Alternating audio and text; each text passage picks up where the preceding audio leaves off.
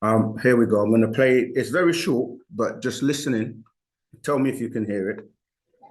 Robert, if you do have a pen and paper, I would suggest that you do bring it out. However, I will type the letter and have it for Friday's class. I'll give it to Nasir so she can pass it out Friday's class. But I am going to type it. It's very important. So I'm reading it today, but it's just so you know it will be available to you all, to everyone. This is a letter from Pops to the family, and I'll just start. It says, Rahubat, greetings. As I come before you this day on paper with pen in hand, my heart I filled with so much pain for this world. Most don't accept me for what I really am or what I have become by those beings that choose to use me. Yes, I hurt till water fills from my eyes. For those who think they can be me or judge me by their belief system. Human between human, for I am not. I often wished I was a human, for you have been given so much to feel. I spoke from 1973 when I returned from Egypt, as well as many other places. My cup runs over. So much to say, given only 2.5 years to make 1970 for the long walk on a short path. 30 years, that is until 2000. From 1973, on its way to alignment, I was told then by 3, Krill, Alama, and Sat, the little ones who was with me from my youth. What was to come? They would visit me in New Jersey and draw symbols for me, then ask you to see. Once I did, I could only ask, is there another way? They would look at each other, then back at me and say nothing. I knew what that meant. So time passed. I grew to manhood, moved from place to place. They would come to me, school me, empower me, said we can use these books, yet they mean nothing to us. But humans seem to want to live by them. So we will use them for a time. You look, then look again, then on the third time, we will see inside, many put in front of you. And this did happen to me. I was always alone, no matter how many people was around me. I did things for others, not myself. I was alone. I am alone. But being you all don't seem to give, as I have, and I don't know if you really will bring me out. Let me tell you all what they showed me. It will hurt you. You may not even trust me, but it will come to pass as it is numbered by the movement of the sun, moon, and stars. Go back to 1973. They came from the sea, Anun Ray. Add on 19, or as it comes out in halves of years, you come to 1993, Atum Ray. The sun is born. Then on 19 years, to 2012, Atun Ray. I tried to show you this as they did me with symbols over the years. Well, now I will make it plain. This planet sits in the middle of 4 cycles. South movement, Anun. East movement, Atum. North movement, Atun. And West movement, Amun. We have the alignment coming. We are now moving between 1973 through 1993, moving on to 2012. You may ask, what does this mean? This planet is on a 23-degree axis, tilted. Now the ice is melting up north, 23 degrees. The water will flood this third part of the planet, the Western world, or West movement, by the year 2012. As there will be the Sun Galactic Center, or High Sun, Atun Ray, on 2012, a meltdown, and so much more. And these children of the green light should have been taken by Amun Ray, setting, or 19 years, 2031. Same as I spoke to you. 1970 plus 30 years equals 2000, or 1/2 hour. 4 cycles.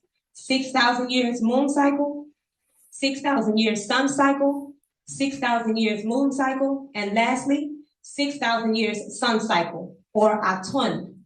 That 24,000 years, the equinox. But the planet on the 23-degree axis, you also get 26,000 years of the precession, 26,000 years cycles, the meltdown. Then the blackness again. Once the sun is aligned, set in the west, Amon, will become blackness, the black sun again, the deep, Anun. They showed me the end. I asked, is there another way? They looked at each other, then back at me. I knew what that meant. They drew that symbol on the board. And for those listening, imagine a triangle with 3 circles at each point. That's the symbol they drew. And said, look for this sign in the heavens. They gave me the dates, times. A great ball of fire will follow the water between December 21st, 2012 AD on to 2031. Most will have already died by hate, war, disease, fire, meltdown. I asked, why are you telling me if there is nothing I can do? Again, they looked at one another. This time said to me, mind to mind, with his head tilted 23 degrees and what looked like a smile. But you can do something. You will do something. You will save many. I asked how. He said, not how, why? So I said, why? He said, because that's how it must be. Some seeds of each world must be saved to refill the planet after. I said, hereafter? He said, some here, others there. And he pointed up to the sky. I saw Orion's star system. Then he said, there will be a bright star in the heavens. Venus will help the solar alignment. As part of that sign, you will know. But you will suffer much, be hated by many, betrayed by those you came to save. You will be thought a fool by those who showed you their way of doing things. You will become weak. They will have to reach into the rock for you. Once the sun shines on you again, you will have full power and know each step to take to save them. Only those who stay close to you. Many will shrink away, don't worry. Then they each touched me and left for that meeting. They come from time to time. They speak with me each time, telling me more. Things I won't say unless asked. Some I wish not to repeat. Others, it's so nice I repeat them over and over to myself. But I can't say unless asked, and you can't ask unless you study all I have said from 1970. Returned, 1973, vortex opened. 1983, vortex opened. 1993, vortex opened. 2003, vortex opened. They always come to me by way of the opening of the vortex, as Man from Planet Risk explained. Last I saw them was 2003, as I told you. Next will be 2013, on the decline of Atunre, on to Amun-Re, and see who is really for the great trip, who is ready for the great trip. But we must be back in Africa. It's not going to be flooded, but that great ball of fire that is already on its way here, even in Africa, you will find no place to hide, only if taken. Oh, how this hurts. For they showed me visions in my dreams of all the death caused by the evil beings. So much pain and suffering this world is about to see. I have to tell you now, for I don't know if you have the faith in yourselves to overcome the evil one this time. He knows who I am and what I represent to him. He knows about the black sun. He sees his world cycle ending, but he works very timeless to keep control by fear of him and what he can do to hurt you, kill you, imprison you. But it means nothing. All the old ones knew this time. I gave you all a clock, but you ignored it. I gave you a calendar, you ignored it. I gave you the sundial, you ignored it. I drew the 4 suns, You never asked what they really mean. What else can I give you? I gave you my life.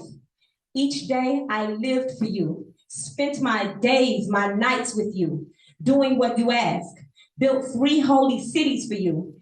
You let the evil one destroy them. I showed more love for you than my own DNA genes. But in return, you imprisoned me, took away my freedom. My only joy was you all. I walked with you, ate with you, slept with, played, joked, even cried with you. I gave you all I have. I have nothing. Those I loved departed from me once I had nothing else to give them. My own children look on but won't help me. I have nothing. I have no one. I'm dead in prison, all alone. They won't be back until 2013. But by then, who knows what will become of me? So I must write this to you all now and say every human thing I ever did, I learned from you. You did not know it, but you did not follow me. I followed you. I did what I thought you wanted me to do, or what I thought you all did. I had no way of my own as a human. As I saw, I did. As I heard, I repeated. I lived by you all.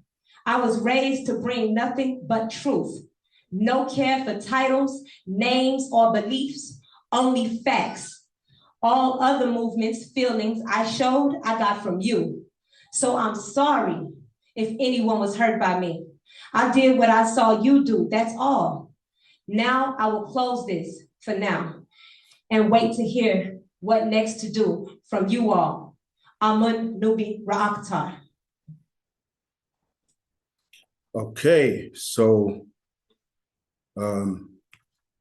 that is obviously from around 2007, probably around about that time. So obviously a lot has changed since then in terms of, you know, the efforts that have been made for Pana Babyanun. And of course, the vortex opened again after 2013 in 2023, because it obviously opens every 10 years. And the situation is still pretty much the same in terms of what's been said on that recording to where we are now. And that's what I meant when I said, listening to that and listening to the latest updates from Pana Babyanun, you can see that it all is still very relevant and all ties in. And if that doesn't move, you know, if it doesn't move people to realize how important it is for us to get Pana Babyanun out, then I really don't know what will. Yeah, does anybody have any comments, questions, or anything I want to say regarding what I've played before we proceed?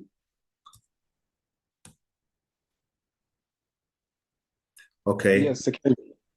Sure. Yes, yes. I have one question regarding the imprisonment of Pa Babyanun, which is I know there is a lot of legal efforts that are in place in order to free him. So I would like to know, besides the contributions, what else can be done in order to either speed up the process or support to guarantee or ensure that he is released as soon as possible. Thank you.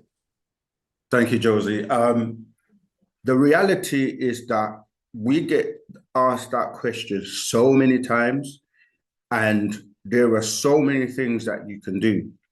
The most important one, first of all, is you transforming by way of Wu-Sabat and by way of the information, because what he wants to see is that the work he has done and why he has dedicated his life for us is not in vain.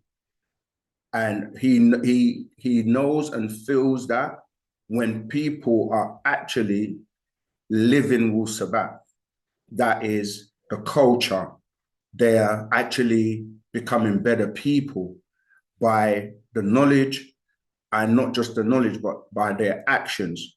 Are they sharing the information? This is why teaching and propagating and reaching to other people is so important, because that's the whole point, is like to change and wake people up from the lies. As he said in the recording, all he's ever done and his mission and his job is to teach the truth by giving facts. And so when he looks at the world and he looks at us, it's like, if we're not applying the culture, if we're not putting the knowledge into action, if we're not uniting, if we're not coming together, then it's like, why did I write all of these books? I see you, Tammy, I'll come to you shortly. If I'm giving you all this information to turn you back into the supreme beings that you're supposed to do, and you're not transforming, and you're not changing, it's like, it's like, it's my work in vain. Now, in addition to that, coming together, he likes to see us uniting, gathering together, putting our culture into practice in terms of, the chants, the practices of Wu-Sabat, representing and living the culture. Of course, the legal assistance is definitely also needed, and you can support with as little or as much as you can. But the reason you've got to gather and come together in communities, in families, at the stores, at the temples, at our gathering places, is because some information is only going to be divulged through family. It's not everything is for the public. So when it comes to the different legal efforts, you don't put your strategy, you don't put your strategy in public, you don't put your ace out there. So that's why you have to come together, so that we can not only harness our collective power and energy, but then certain things are shared and we move in a particular way. So it's incumbent on everyone to work their way into becoming family. Because when you're around, when you meet people and people get to know you, then you're familiar. That's what family really means, people you're familiar with. And then people can get to know that you're not hiding behind a social media profile or some picture or an emoji. Some people, they never show their faces. They don't even have a picture. So people get to know that you're real, because there's nothing that beats real connection because of the exchange of energy. These devices and social media, etc., they cut that away, and there's often misinterpretations and information that gets lost in translation because of social media. So getting into the orders and listening to messages that come in from him directly, because there is a lot of chaos out there, because confusion is one of the best tools that the devil uses. And I say the devil, but we know, like, it's not one person. And so every time there's a message or there are efforts or things are happening, you will find those who create chaos and to confuse people. And so people don't know how to act or what to do. So yeah, so there are many, many things you can do: studying, reading, applying Wu-Sabat, living Wu-Sabat, sharing it, helping with the events, helping with spreading the information, supporting financially with the different legal avenues that are being worked on at the same time. And you can do your best to support all of them. We have worldwide conference calls every month for those who consider themselves to be Sabians or Nuwapians, where we get updates and you get to find out what's going on with the masters' health and well-being, etc., etc. So that's what you can do, is live Wu-Sabat and be a part of the family. I hope that's helped. And that's why we have the groups as well, the Telegram group. If you're not in the Telegram group already, Unfortunately, I'm the only admin at the moment. I don't have any mods on Clubhouse or on Zoom at the moment, so I'm having to multitask and keep an eye on everyone as well as So if you don't get a response quickly, just chime in and open your mic. Okay, Tammy, I see you got your hand up. Could you go ahead and unmute yourself and ask a question? Rahubat, Dr. Sakin, I was just wanting to know, I heard when he said something about that he gave us a calendar, he gave us signs in the calendar, and that no one asked about what the four suns represented. Did he wrote anything about what did it meant? Sure. So for those who have actually, funny, I just happen to have the calendar with me. So we've had our own calendar for a long time, and the sundial you mentioned as well. Anybody that was ever on Tamaray will see that we had many sites, communication with the deities. We had the sundial, we had the Mugraj, we had many things that were available for people to actually practice and live our culture. I'm just trying to find an actual fact for anyone who's got any of our actual facts in relation to the four suns. Normally on the back of the scrolls, the older publications anyway used to have what you're referring to as the four suns, but I can't seem to see a scroll with it at the moment. But if you remember in the recording, he spoke about the triangle with having Three circles. Circle, that's right. So that is referring to what people refer to as the motion of the sun. So if you drew a line like this, you would have what people call the rising of the sun, even though we know the sun doesn't really rise. It's just the rotation of the planet around it that gives you we say shadow hours, people say night and day. But so the rising is one position, and then when it moves to the zenith or the center, it's known as Atun. So that's another sun or another position of the sun symbolically. And then the third one, and then there's one which is known as the black sun, which is the journey that is in the darkness or goes underneath.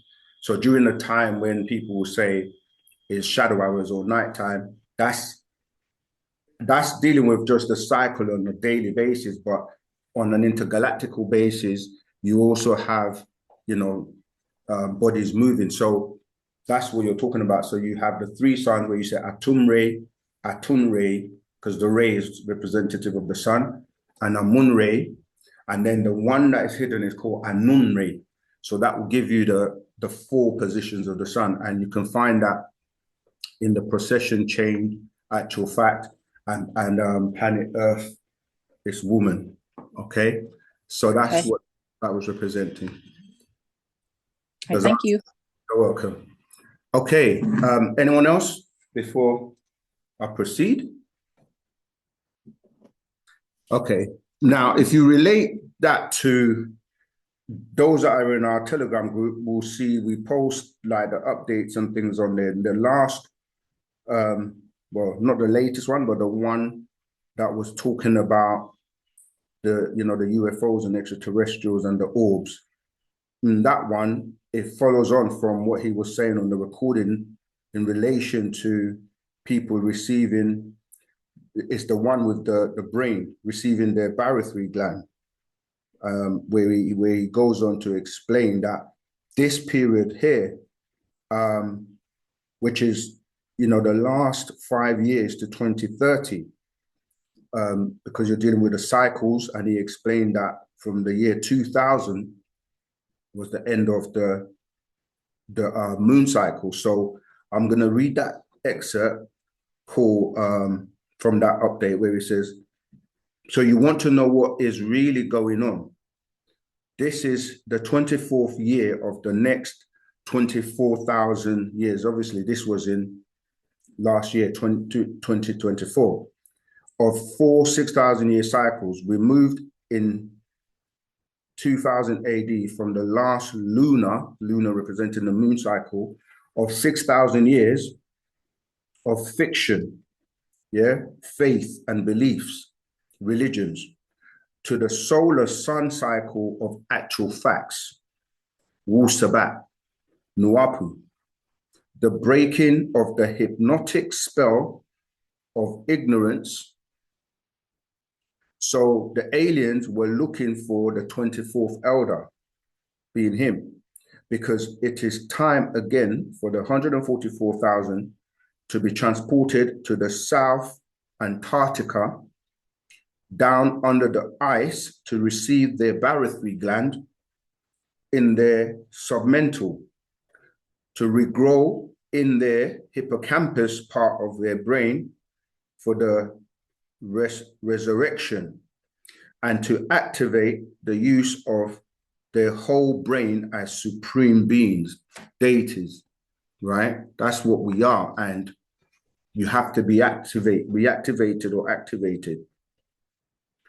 And he says, under the ice, there we have a great city. It is called the Egg Island. When we came from the waters, we lived there, protected by the mantis aliens. Then we crossed over onto the south, which is known as Ganawa or Africa, and began our migration north to spread over the planet. All right, so then he says, then we will put under a deep sleep, and as each day is 1,000 years, there are to be transported by day or solar year, 365 days, after the crafts come from Orion by night, lunar year 354. So as not to crash into each other in the wormhole, the vortex that was being spoken about that opens every 10 years, Orion is millions of light years away from Earth.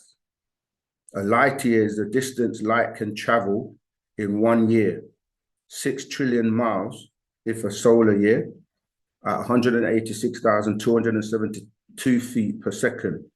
So it would only take a twinkle of an eye for each trip. Yet the 144,000, both males and females, are to be pure inside out and outside in. The equinox of 24,000 years equal time. And it says, once in Orion, they will be prepared to be taken to Kepler, 225,600 years, 600 light years from 600 light years away from Earth to the Goldilocks zone, Alpha Centauri, a new Earth-like planet, just like this one, but with no diseases, virus, sickness, no flesh eaters, and it is only for this new seed of melanonites there to start anew. It was to take 6 years, right? This was from 2024 AD, last year, to 2030 AD. And he says, are you ready? No, we're not ready, because we keep missing the lifts. Genetic markers, you are controlled by 6 ether sex forces, pleasures and delights. And for those left behind, this sun has a birth date and a death date. The time will be shortened, and all the planets in this solar system will be drawn into the sun and become this star holocaust, explode and become a collapsed star, and all will be destroyed in 1 hour. It is called hellfire, and all hell and chaos has broken out in the Bible and the Quranic lands, because the children of the devil are there pretending to be the indigenous people. They're not. They are the curse seed. And I won't read all of it, but again, if you're in the Telegram group, that's already in there. But I'm just showing you how that ties into that recording that we listened to. And these things are unfolding right before our eyes.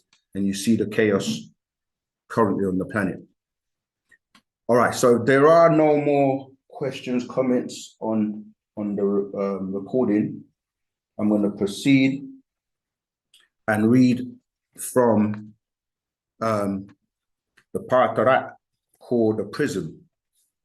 This is pretty much what the class is covering today in terms of to give you a topic, and then we'll follow on with any questions and answers.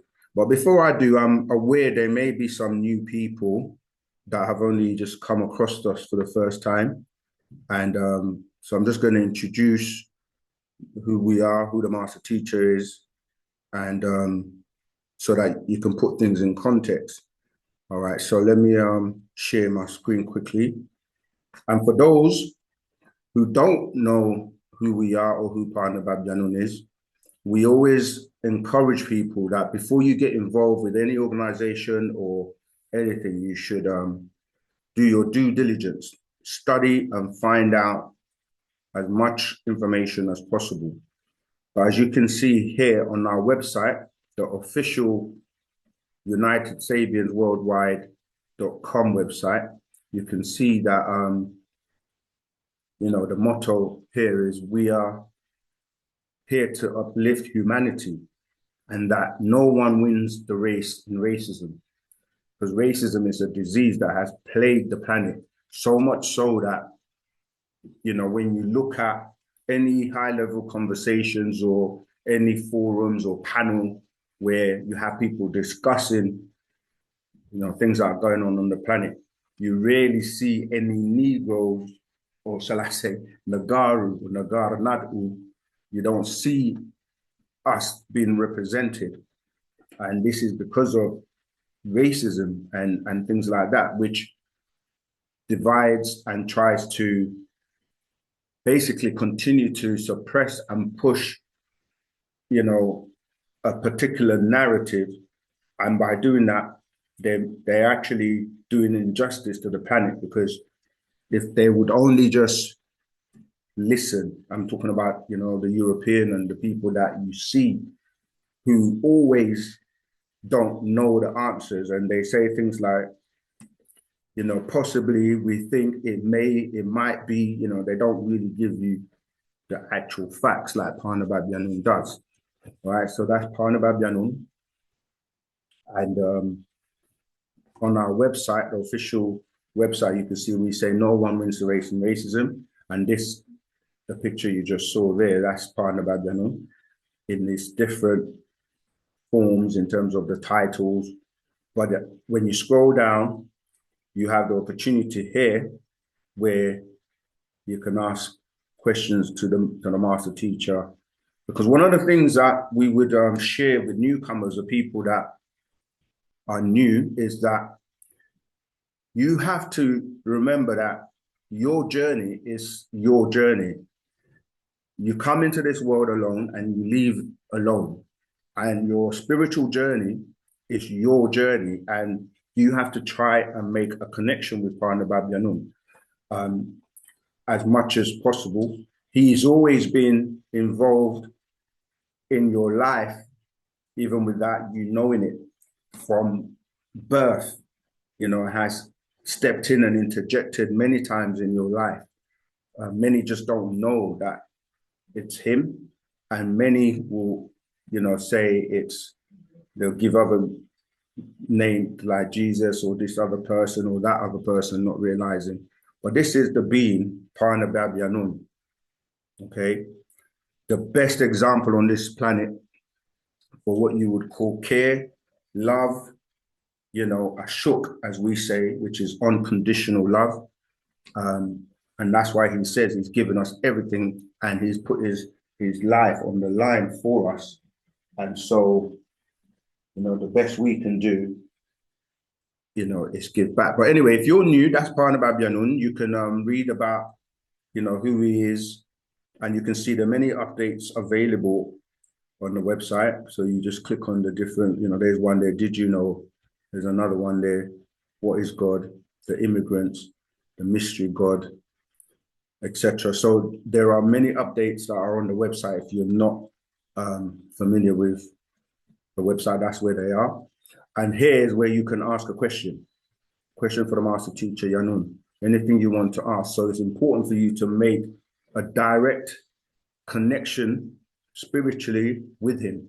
And when you read the scrolls authored by him, you find out that it's a one-to-one. There isn't anyone in between trying to tell you, well, he means this or he's saying that.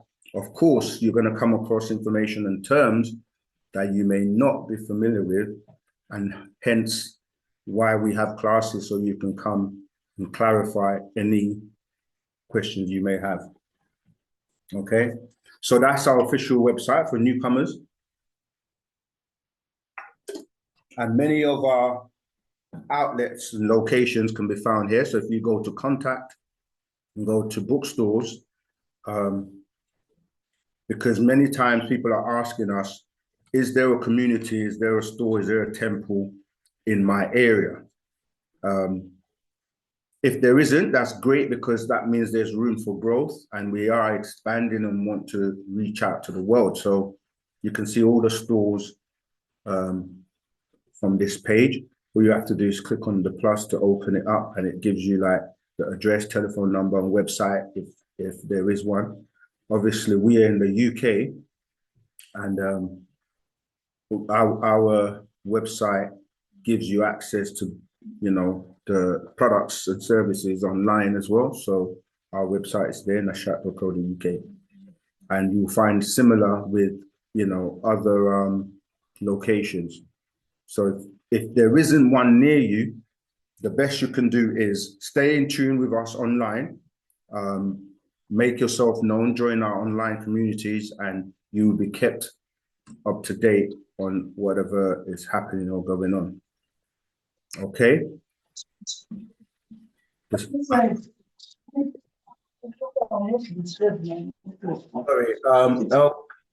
Kayumba, could you mute your mic, please?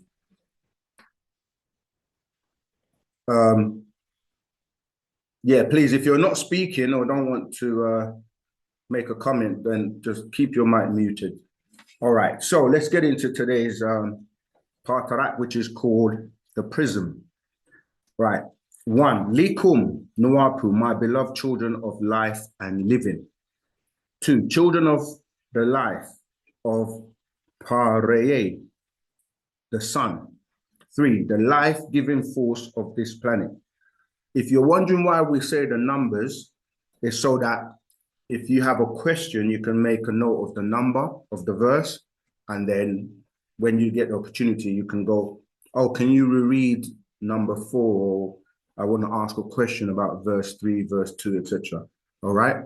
Okay. So, and the reason we're reading a lot of the Patriarchs is because, or many of the scrolls is because some of them are out of circulation or are hard to get hold of, and you know, so we share as much as we can. Also, you can't really change or take away from Pana Babyanun's words. He's called the master teacher. And you hear people say things like, well, I can't be anybody under anybody. I can't call anybody a master, because they relate it to like slavery or thinking that they're being subjugated in some way. But the mistake people make is they don't put the full title. They just say the master. It's the master teacher. And that's important because he is the master at teaching. Nobody on the planet teaches like him, nor has written as many books and has broken down information as clear as he does. So it's normally best for us to just read his words. All right. So let's keep going. 4. Nuapu. Let me go back to 3. 3. The life-giving force of this planet. That's the sun, right? Children of the sun, people of the sun, melanite children. Nuapu, children 4. Nuapu, children of Wu-Sabat, Wu-Nuap. Know yourself physically and spiritually, right? Know your breath of life. Please, can you mute your mic when you're not speaking? Thank you. Know yourself physically and spiritually. Know your breath of life. 5. What is your physical life, and can it be eternal in the flesh? 6. First, my children, let me speak of birth and the living being. 7. In relation to outformation, light and sound. You know of this, 8. You know of this cycle of colors. The Hamat Nawar, black light, is seen as a glowing violet color. 9. All chaotic lights that exist on the physical realm emerge from the pale white light in creation, from peace to chaos. 10. Called the rays of light, becomes separated by a washar, prism. 11. A prism is a solid, in fact, let me pull it up as we are. I've just typed, as you can see in Google, prism, and I'll just go to images. So bear this in mind as I read on. Right, so it says a prism, 11, a prism is a solid whose two ends are similar, equal, or parallel rectilinear figures and whose sides are parallelograms, transparent body of this form, usually with triangular ends by which light can be reflected. 12. Prismatic or prism shape of color is produced by refraction through a prism, producing a rainbow-like effect. 13. A rainbow is an arc of prismatic colors formed in the sky by the sun's rays. 14. Rays are single lines or narrow beams of light, heat, or any of a set of radiating lines. 15. Note, to radiate is to emit rays, radiation, transmission of heat, and or light, radiance, brightness. 16. Chaos, disorder, confusion, state of the universe after physical creation by the birth of lights, white, brightness, the prism. 17. Each color vibrates on its own and is a unique property in creation. 18. The violet ray is the secret of alchemy or transformation, transmutation, metamorphosis. 19. As a child does in the womb. 20. It means change, growth. The Arabic word al-khimiyah is from the ancient Egyptian word khamat, black. That was 20. 21. In Arabic is ham. In Hebrew is kham. Both is black, as in Ham, the son of Noah, Noah, in their religion. 22. Taken from Egypt, and the word khalas, placenta. 23. Khalas. Khalas is an organ connecting the mother, parent, with the transforming mammal in the womb, the physical life, the physical lifeline. All right, pay attention to this. 24. The violet children are born of the black light. The amber children are born of the white light. 25. Violet is the highest frequency. It acts on matter and substance of lower frequencies. 26. And being energy can neither be created nor destroyed. It can only be transformed from one state to another. 27. And thoughts also are triggered by emotions or energy in motion. 28. So in fact, all energy ever used, which includes thoughts and emotional energy, exists eternally. At any point as I'm reading, if you want to ask a question, you can interrupt me, just raise your hand or just, ask. 29. In quantum facts, matter is a form of energy.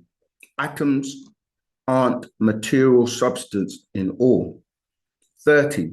They are merely small packets, orbs of energy. 31. Even when an electron is described as a particle, when its wave function has collapsed, it remains a form of energy. 32. This energy of which everything is composed is in the form of waves that can be encoded with information from outformation, just as cells. 33.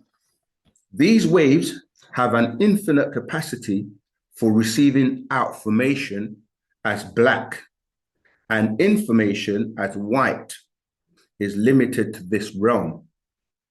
The orbs of their birth at 6 months in the womb depart at physical death of white people or Caucasoids as little white orb or flame. 34. So in fact, all the energy that has ever been used remains encoded with unique individual rays of light, ending in violet ray. Ending in violet light or black light. 35. Onto higher dimensional frequencies link to spirit. I see there's a typographical here because it says spirit bar to soul ka, but it's meant to be the other way around because spirit is ka and soul is ba. That was 35, yeah? To ether. Let me just read 35 again. So onto higher dimensional frequencies linked to spirit, ka'a, to soul, ba'a, to ether, ach, with golden children, nagaru, negroids. 36. Nagaru negroids have their own frequency signature or tone of vibration. 37. So Nagaru negroids are living beings, are packets of quantum energy as a part of the entire or all constantly exchanging outformation to information with the inexhaustible energy of Pa'ut, the all expanding. And this is the title of today's room and class 38. It's also called the 0 point field, right? So that's where the title of the room, the 0 point field, comes from, right? So, and it's described as an ocean of microscopic vibration in the space or ether. All right. Let me read that again just so that it can sink in. 37. So Nagaru negroids are living beings, are packets of quantum energy as a part of the entire or constantly exchanging outformation to information with the inexhaustible energy of Pa'ut, the all expanding. 38. It's also called the 0 point field and is described as an ocean of microscopic vibration in the space or ether. 39. A huge reservoir of mental to physical energy. 40. So like subatomic particles influence all other particles instantaneously over time and space. 41. So like all colors, violet is a wave, and waves can alter other waves through resonance. 42. Violet is composed of 9 levels of colors, from nun, purple, to atom, blue. 43. So we, Tua. Again, as you, before you keep going, the point 38, the point 0 field, I didn't get it right. Okay. Can you repeat that? All right. So it says that the all expanding, which we know as Pa'ut, yeah, that's Correct. what translators are all expanding. And he's explaining in 38 that it's also called the 0 point field. And Okay. this is described as an ocean of microscopic vibration in the space or ether, because everything that exists is held together by ether. And this is something that, sorry, do you want to say something? Okay, so everything is held by ether, and ether is something that scientists are now discovering more and more. And you have some people that say ether doesn't exist, and you got those who say ether exists because they're trying to find out, because space, matter, and time are all like inseparable and they work in harmony. So when they're traveling, trying to find out how far you can go, they would travel at the speed of light and never be able to get past that. But no matter how much they're traveling, they're still surrounded by this darkness, and they can't get to the end of it, to the rim of it, or like they just don't, it just keeps going and they don't know what that is. And the master teacher, Pana Babyanun, has explained to us that that's what you're calling ether. And when we say the all expanding, we're using English, which is quite difficult, because when you say all, which is the best kind of way of describing it, it's like you can't take from and you can't add to it. And it's constantly expanding for those who don't know what's outside or beyond that. You see, so that's what is referred to as the 0-point field. And this is where we're all aiming to become union with eventually. So you separate from it and come down in vibration. And when you return back to the realms, and then you work your way into the center and become one with all, or we say Pa all. Okay, let me keep going. So number 43. So we have light and sound. 44. Light has been made clear. Absolutely. Section about light, sound, and form. Sorry, who's that? Taylor, please, if you're not asking a question, could you mute? Thank you. So light, 43. So we have light and sound. 44. Light has been made clear. Now look at sound. 45. Light is protons and sound is phonons, and have a direct influence on matter and cells, even on the DNA. So this is very important, number 47. So voices of other races, words, songs, chants can affect your DNA.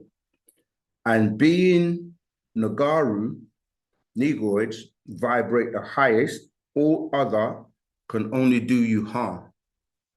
All right, because you'll be lowering yourself when you're subjected to all others.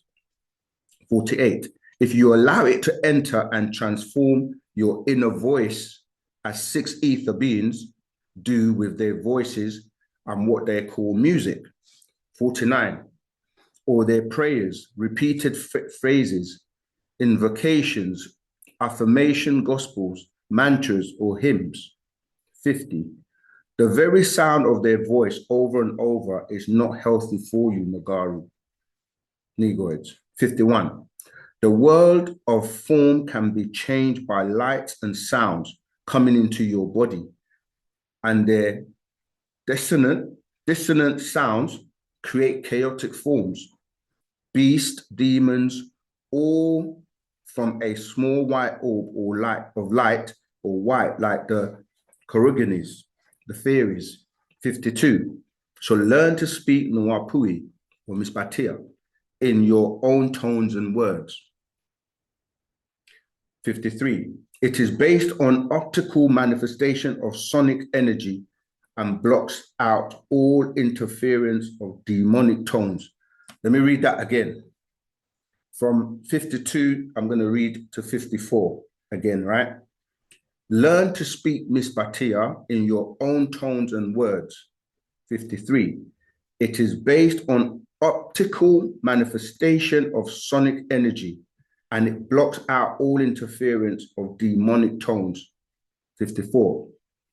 It's about vocalization and visualization, which equals manifestations. Okay, so back to the title of the room, the 0-point field.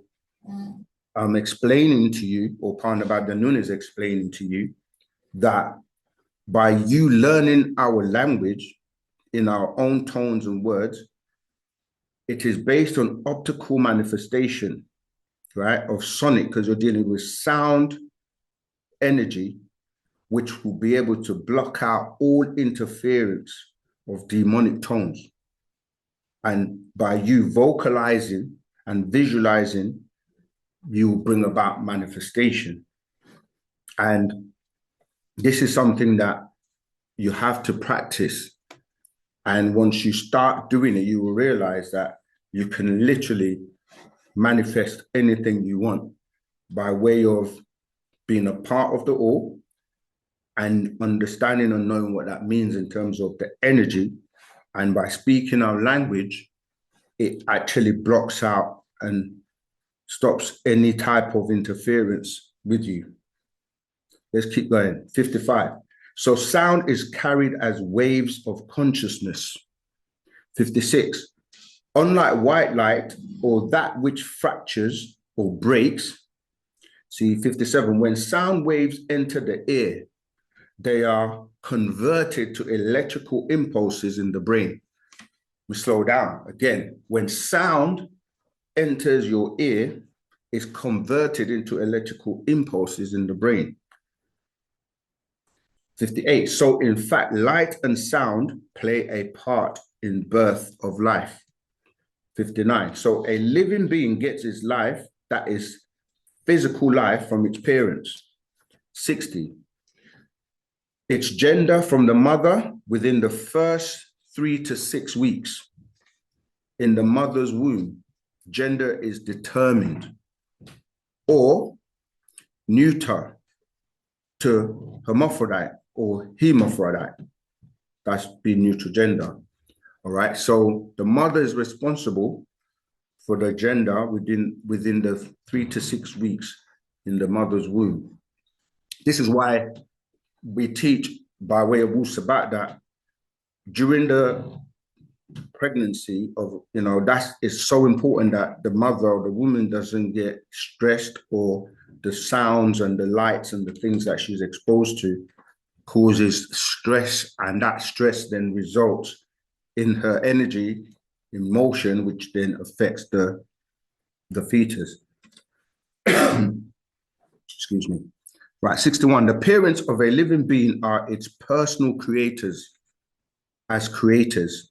62. A living being is in the image and likeness of its mother, the XX, and father, XY.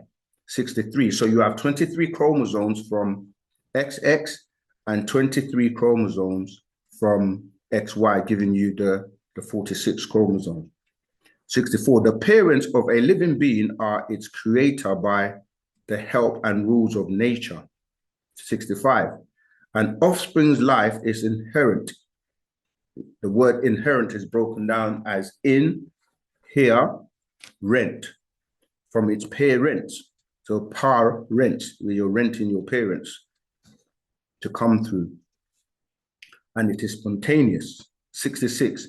The father and the mother of an offspring or living being give a part of their lives through the sexual act, from intention, right, to anticipation, from desire to the exchange of body fluids, in anticipation of self-pleasure and gratitude, which is living life from beginning or intention to ending satisfaction. So this is why we teach in Wu-Sabat that your intentions are so important, because whatever your intentions are what are going to lead to, is it for pleasure? Is it for sexual, gratification?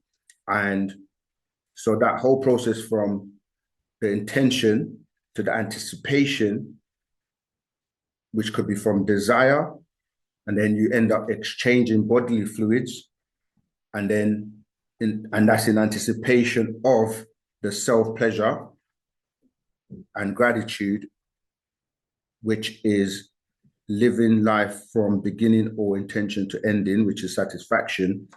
And then, of course, sometimes a child may be the result of that. 67, all reflected in the sex act. 68, and this is how the offspring gets its rules on life and living. 69, with the mother, after 4 births, a woman's mental state changes to a rest state. She becomes settled in life, inside, and may not even know it outside. So I'm going to read that again. 69, with the mother, after 4 births, a woman's mental state changes to a rest state. She becomes settled in life inside and may not know it outside. 70, she becomes a true mother, right? When you look at the word mother, you have M, other. And she's no longer just a female or a woman. 71, her full moon cycle is completed as nature designed. 1, new moon, 2, first quarter, 3, full moon, and 4, last quarter, or the crescent moon.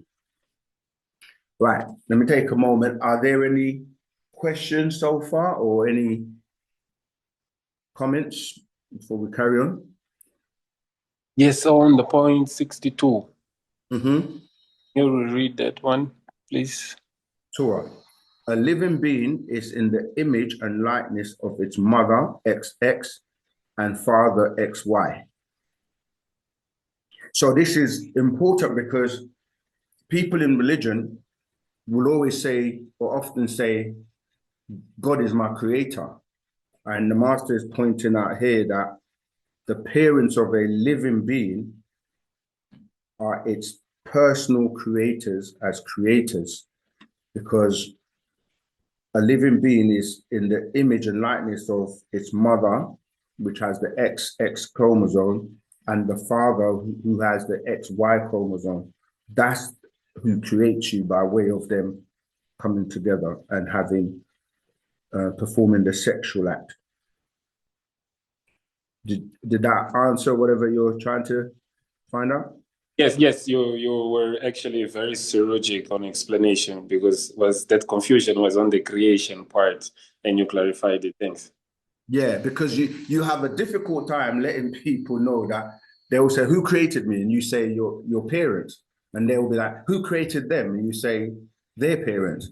And this can go on and on and on because of religion and the spell, they were taught that it was God that created them, or Allah, or any of these deities in the religious books. And you say, how did he create me? Then the question then goes back to, oh, he created the first man and woman, who they call Adam and Eve in their books. But then it stops there. But an intelligent being dealing with science knows about chromosomes and how you're composed and how you come together. And so it becomes silly when you're saying a God that's supposed to know everything creates a human from the dust of the ground and then takes a rib to create the woman. And then you say, how is it that we have different races on the planet, different blood types, different complexions, different hair and fur, and so many different things? That how did that come about? It's not possible if you're dealing with it from a scientific point of view. So this explanation will stop them in their tracks, because they don't want to accept that their parents created them, but they will accept that a God created them. But when you say, but this God doesn't exist, or you can't prove this God, or you've never seen it, and if it is a person, that means it has gender, because you're calling the term he. You say God is a he all the time. So yeah, but anyway, let's keep going, because this part right is not very long. So go There is ahead. a question on this at the Zoom, at the chat from Okay. Noon, that says, how does the Y chromosome come into play if the woman decides in the first 6 weeks? remember, by that time, you have the ingredients already, because the ingredients come from the mother and from the father by way of the sperm. So you already have the material from the man. It's just that you got the material from the man and you got the material from the female or the woman. But during that process of 3 to 6 weeks is when the woman can decide which makeup the baby takes on to come out. So when you look at, we have a actual fact called is God male or female. It shows you, you know, at that stage when the child hasn't received his gender yet, and depending on the state of the mother, she then decides. So when you say how does the child come about as a male, is because that Y is going to be the defective X. So that stem basically is broken off. You know, when you look at X, if you broke the right bottom stem, it forms a Y. So that's what happens, where instead of the child having both X's, that X that she has, this is again why we say that the woman was here first, and the woman was able to give birth without a male initially. It was only when her X got maimed and to form the Y by losing that genetic material of that bottom right stem of the X that you get the Y. So that's what's possible, where, you know, she then either makes the X a Y or keeps it as an X, and she has the power to do that. Okay. Let me put up the chat just so I can keep an eye on that. Okay, so let's keep going. 72. The satellite revolving around the planet Earth for the time of the month and affecting the moment of the Partanun, the Earth. 73. At that time, or the fourth offspring, she no longer creates, she provides for their children. 74. And it's a mate to the father of her children. 75. If she has 4 daughters, she has one state of mind. If she has 4 sons, it's another state of mind. If she mixed them up, even another state of mind. 76. She is the deity of the house. 77. The father, XY, supplies the soul, breath, rawah, and the damam, blood, through his manam, the sperm, right? 78. The mother, XX, supplies the spirit person, nafas, in bone, and azdam, they supply the flesh, jasad. 79. The ka'a, spirit, and ba'a, soul, and the ether, is from the Salafi ancestors linked to the Natharu overseers. So that's very important. So you hear us talk about you having 2 spirits and 2 souls. And it's explaining here that, you know, the ones we refer to, you know, where we say the breath of life or the rawah, for example, that is provided by the father. Yeah. And then we say nafas for the spirit, that's provided by the mother. But then you have these other 2, which we refer to as the ka'a and the ba'a, which is dealing with the spirit and soul, and the which is dealing with the ether that I was explaining before. These come from the ancestors and the Parnatharu, or the overseers. Yeah. 80. All this in the 9 moons or 9 periods of the gestation period by the rules of nature, and it's inherent. Again, that word inherent, you see her in the middle of it, inherent. So again, that's the mitochondrial DNA and the nuclear DNA.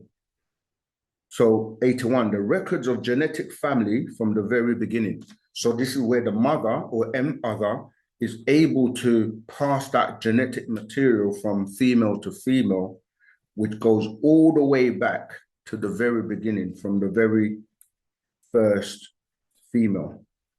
82, the rules of nature and its inherent and spontaneous powers. 83, know this, without heat, there is no humanoid life. 84, life itself is a burning.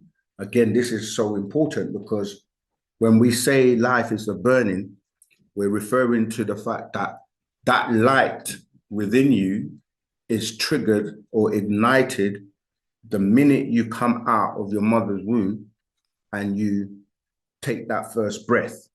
Now, that first breath starts to provide oxygen, which you burn, right, by way of the solar plexus, because you're taking in oxygen as breath, and then you give out carbon dioxide. And obviously carbon is the residue of something burning.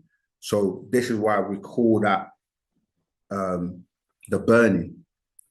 Know this, without heat, there is no humanoid life. Without heat, there is no humanoid life. Life itself is a burning. 85, all life outside of the water is a burning, including the life of plants and vegetation. Why? Because 86, they receive the sun's rays, right? They receive the sun's rays as their eyes through their pores, allowing sun's rays to soak in.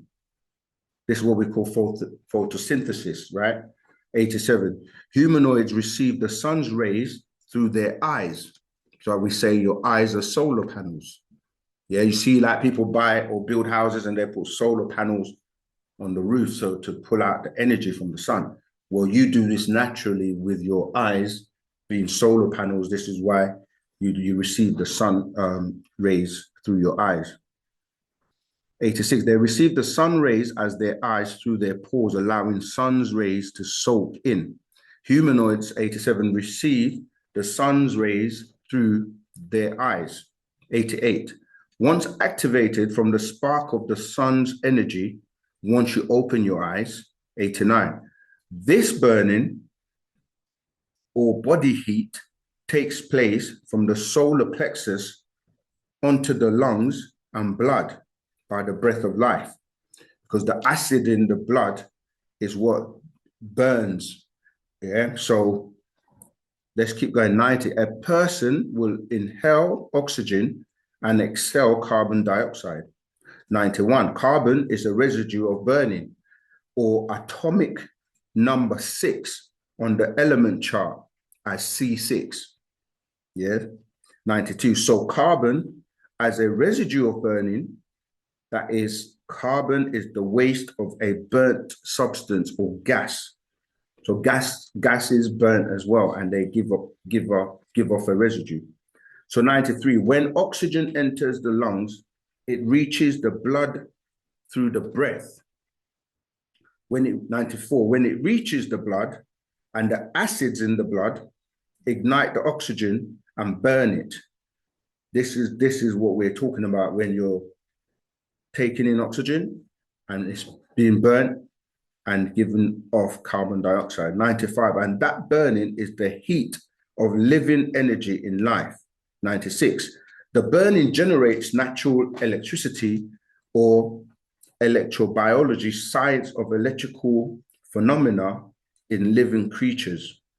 97, in the form of sparks of light, impulses in the brain and throughout the body's nervous system. See, so when you start to study your body, that's why he said, learn yourself physically, learn your body, learn about yourself spiritually. So it carries on. 98, and the blood transmit the light rays to the brain, then the person is able to think. So these electrical impulses that are being sent around your body, because your body has electric and your carbon-based entity, and these impulses are sent to the brain by way of the nervous system, and then you can think. So that energy, that electricity is important that you're generating. 99. It links Okay. them to a. More questions on Zoom. Okay, let me have a look. Okay. Wow. Okay, let's go back. Does it connect to? Okay. Does this connect to the 42 different light angles or angles that refer to a rainbow? Also connects to the 42 laws of Ma'at. Yes, it does. It does relate. It does relate. Yes. How does the Y chromosome come? Okay, we already covered that one. Is this burning why Caucasians' immune system is boosted by cold? Yes, allowing babies to sleep outside is exactly. And Negroids need the sun to. Yes, this is what we're going to come to because they have a lunar plex and we have a solar plex. And this whole thing about sun and moon is so important because, like you say, it ties into winter, it ties into summer, it ties into why we are sun people and melaninated people. You know, it ties into why we like hot, spicy food, some of us, and it ties into how nature, because there's a connection by way of energy with nature to give you movement where you're able to dance, for example, because it all deals with rhythm, right?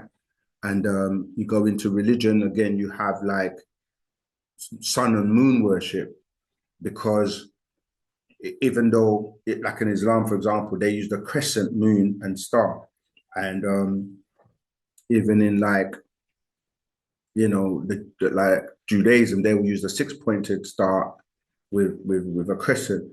And the two stars are relating to the worship of the sun and the moon. I mean, the stars and the crescent.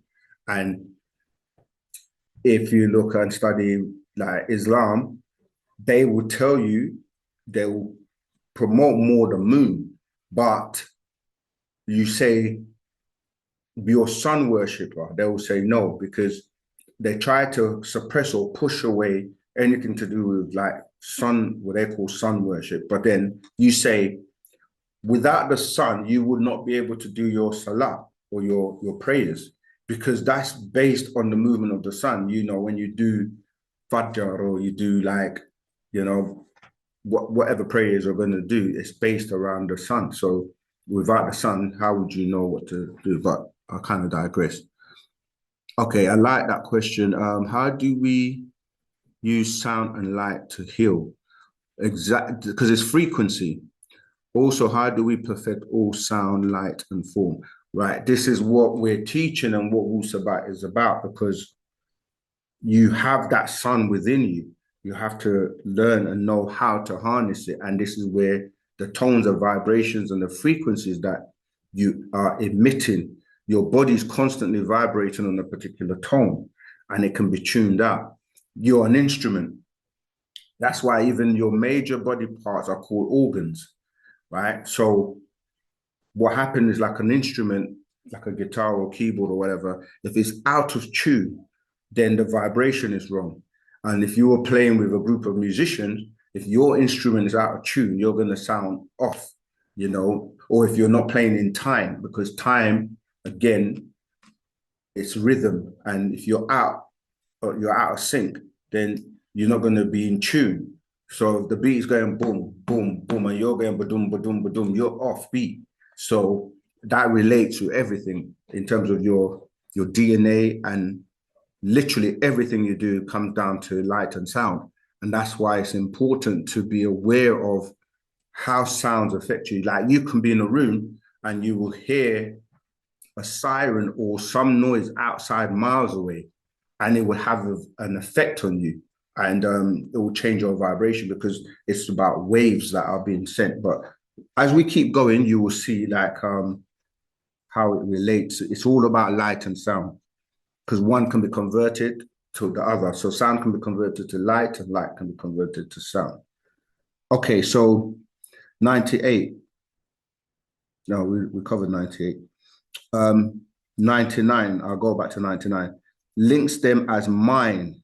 mind, to the mental, from where all thinking comes. Okay, 100. To think is to feel, see, hear, taste, smell. And in Negroids, 4 higher senses. You will speak about the 4 higher senses all the time and talk about you receiving your barothry gland to get back those higher senses, you know, intuition, telepathy, clairvoyance, and psychometry. 101. The burning is spontaneous by nature's rules, and the acids it uses and other fluids in the body and brain to activate emotions, actions, and reactions. See, so, and this 102, this relates to what you call docosahexaenoic acid, or DHA, which is brain nutrients. And this is so important because the brain nutrients, or DHA, is something that needs to heat up at a particular temperature for you to be able to function and think properly. And yeah, so let's carry on. 103, 2/3 of the dry weight of the brain is fat, and 1/4 of that fat is DHA. 104, from a structural point of view, DHA is an important building block for the membranes that surround brain cells.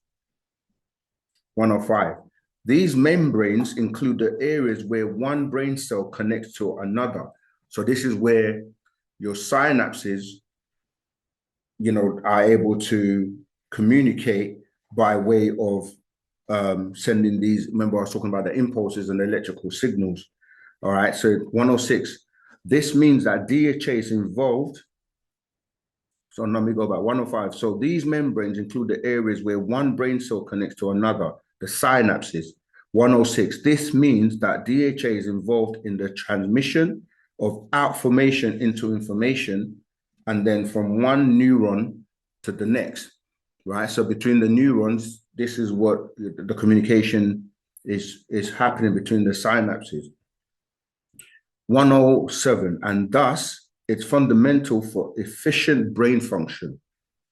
So here we go, 108, the light world, right? When you're dealing with light, dealing with serotonin. And then 109, when you're dealing with the night world of melatonin. So this is why DMT, and when you're producing melanin at that, what we call night or shadow hours, where you're meant to be resting, and your melanin is being with, you know, the reproduction of it is actually at its best at that time. 110, next, Nuapians, understand this about life and living. 111, when food substances seep through the lactose of the small intestines and reach the bloodstream, the acids in the blood ignite and burn the substance. So this is going back to what you eat now, right? Because when you eat something, you have to remember it goes through a process of breaking down, first of all, right? That's why you have to chew your food and break it down. And when you break it down, it goes through the digestive system, which literally turns it into liquid. And then, you know, this liquid is what is then traveling, and as it says, in your intestines. So when food substances seep through the lactose of the small intestine and reach the bloodstream, the acids in the blood ignite and burn that substance. This is where your pores or your body will smell a certain way based on what you're eating. 112, the heat and energy produced from the burning generate pressure or blood pressure, and the blood distributes that pressure, and the blood distributes that pressure to the various glands and nerve centers. So when you're saying people got high blood pressure and stuff like that, this is what's happening. So it's very important what you eat. 113, then the person is able to move the various parts of the physical being, and abab, heart, is able to keep the blood flowing, right? 114, distributing the energy and the nourishing particles throughout the living being to maintain strength and keep the flesh replete. 115, the burning is the imitative to all life activities of the humanoid body, for the burning is living, is life. 116, therefore, when the burning stops permanently, that is life. 117, that is the end of physical life. 118, then the person's body becomes cold and stiff. 119, now, Nuapians, open your famam mouth and blow your breath on the back of your dad hand. So that's when you go, you do that, you feel the heat. You feel that heat that's by way of the burning. And you will feel the inner heat from the burning. 120. In order to determine whether life can continue after physical death of the body, 121, it first had to be known by you what physical life is. So now that you fully understand what physical life is, now know 122, now that you know physical life is a burning. 123, it is also a fact that the physical body of a living being provides the conditions of life by what it intakes. We will get to the point where we'll get into the Q&A and questions. If you, for those maybe new wondering, when am I going to get a chance to ask my questions? You can interrupt as we're going along, but there will be enough time at the end for us to do Q&A as well. So 124, it's a combined factor for burning. Therefore, without this condition for burning, there can be no physical life. 125. All this means that physical life cannot go beyond the physical mawat, death of a person. So physical life cannot go beyond the physical death of a person. 126. Because there is no condition outside the physical body that can continue the burning of a person. All right? Because the physical in this 3D dimensional world is where the burning takes place, where you're taking in oxygen, burning it and giving up. That's the fuel that is keeping you alive. And once that burning stops, the physical body is no longer required. So in fact, when the burning stops permanently, the person loses all links to the body of physical feelings and consciousness, and that is the end of the physical life.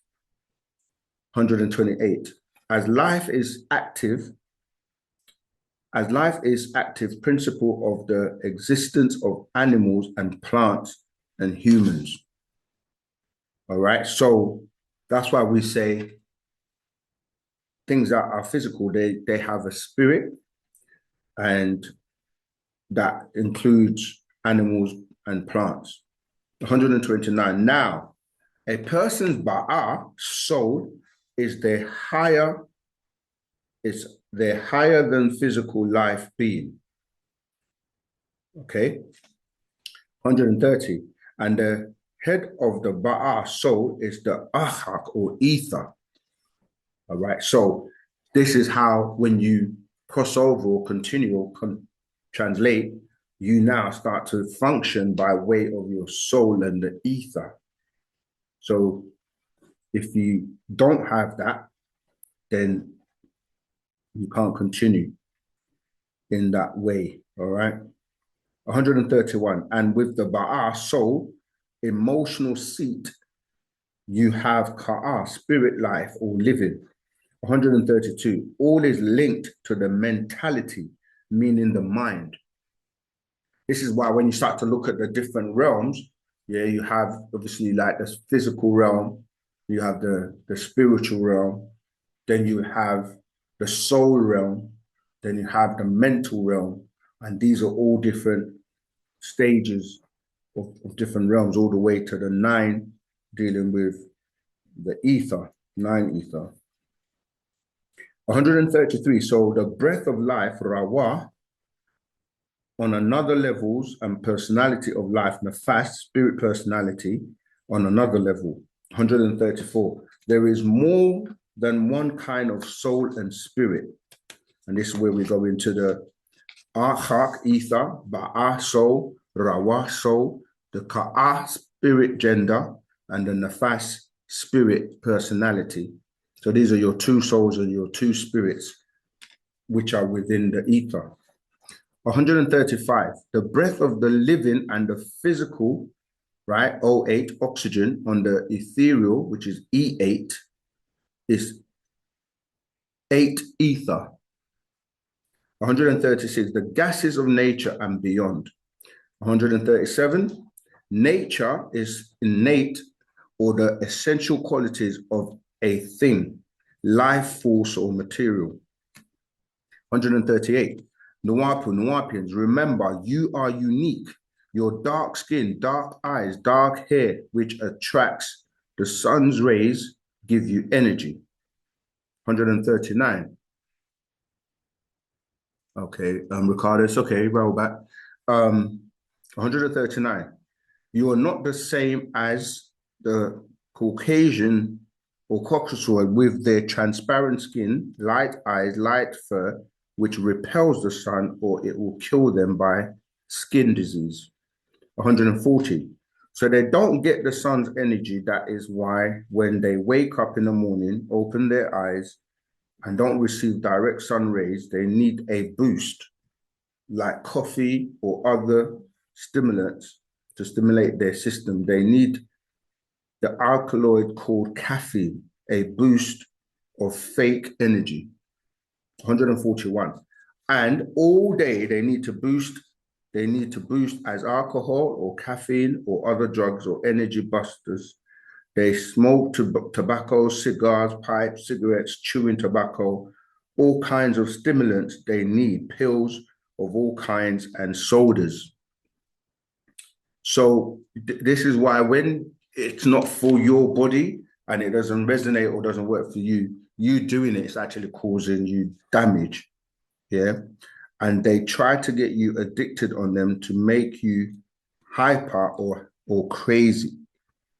143, they make legal their drugs, smokes, and alcohol and make illegal what others use, like medical helpful marijuana, used mostly by Negroids the world over. 144, the point being, you are not the same as they are physically. 145, they have a spirit, as do all animals, except they do not have a soul. 146, they eat things not healthy and lots of flesh of animals and try to make you eat as they do, which is not healthy for Negroid blood system. 147, and food affects your burning in your body for physical life. All right, let me just see how we're doing on Clubhouse. Oh, Hatu's here. I've got a mod. Okay, great. Hatu, you can keep an eye on people that want to come on stage and so on, please. Tell that. Right, let's keep going. So, 147, food affects your burning in your body for physical life. 147, Caucasus caucasoids are descendants from the human canine flesh eaters, others of them from fur as other beasts. 149, they love to fight and kill. It's in their animal nature and not in yours. 150, you are not on the same descendant line of life as they are. 151, don't believe their history lies. 152, you are not the same as them, nor of same family tree as they are. So don't eat what they offer you. It will make you age fast, become diseased, and die early. 153, you cannot trust Celtics in any way, shape, or form. 154, you need the sun they run from it or cover their transparent thin skin. 155. Join unto your own African people, eat what is grown from the soil that nature bore for your ancestors, avoid them. 156. This is how ancients recorded it. 157. Pa nafas, the spirit is the spirit body and linked to your mental, or pa ka, the spirit is the body's plasmatic being, the person's spirit being. 158. When a child is born, nafas, spirit, it may possess their body, yet those ka'u, spirits, existed ever since creation. 159. Parawah, the soul or breath, is the inhaled life force, the first breath in the physical world outside of the mother's womb. 160. Paba'a, the soul or emotional breath, existed ever since creation. 161. All four are born or grew out of Pa'ahkak, the etheric being, which exists before creation of spirits or souls.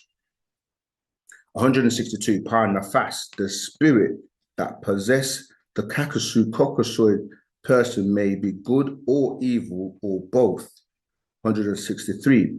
Pa-Jane, the fairy which Caucasoid Celtic Celtics or the Corogenes who enter the Caucasoid pregnant women in her 6th month as a fire orb of white light, and that is the equivalent of their soul from their Salafu ancestors, called small elemental beings of Wiccan white magic powers. Goblins and mischievous evil living creatures. 164. These are the white orbs many see as ghosts, seeking the dead. They're Janeu theories. 165.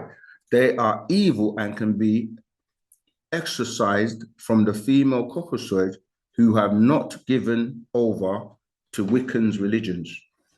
166.